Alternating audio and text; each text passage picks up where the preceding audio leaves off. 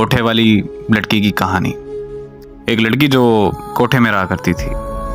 एक दिन एक आदमी हमारे कोठे पे आया और मुझे पसंद किया और मुझे कमरे में ले गया।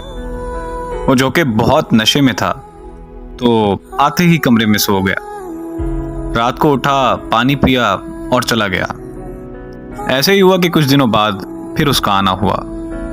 दोबारा फिर वो आया, मुझे पसंद किया और मुझे कमरे में ले गया।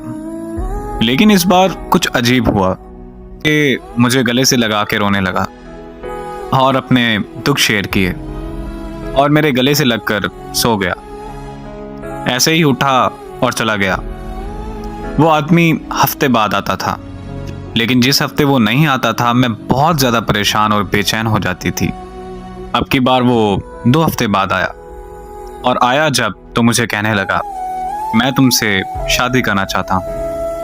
मैं उसकी इस बात को मजाक समझी और आगे से हंसने लग गई।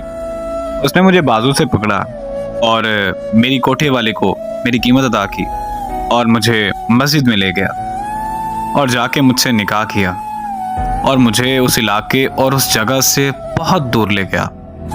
मैं बहुत ज़्यादा हैरान भी थी और परेशान भी थी कि जिसके ख्वाब मैंने कभी ज़िंदगी में भी नहीं देखे थे।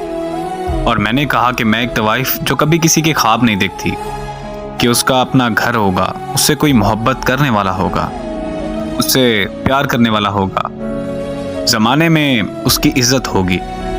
वो सब कुछ जो मैंने कभी सोचा नहीं था, वो सब कुछ मेरी आंखों के सामने हो रहा था। लेकिन वो सिर्फ इस इंसान की बदौलत था। हम वहाँ से बहुत दूर जा चुके थे और वो हफ्ते में घर सिर्फ एक बार आता था, क्योंकि वो पहले से ही शादीशुदा था। बहुत अच्छी जिंदगी गुजर रही थी। एक दफ़ा यूं हुआ कि काफ़ी टाइम गुजर गया क्योंकि वो घर नहीं आया। मैं बहुत ज़्यादा परेशान थी और बेचैन थी। कुछ दिनों बाद मुझे उसका ख़त मिला और उसमें लिखा हुआ था कि अब मैं दोबारा कभी वापस लौट के नहीं आऊँगा।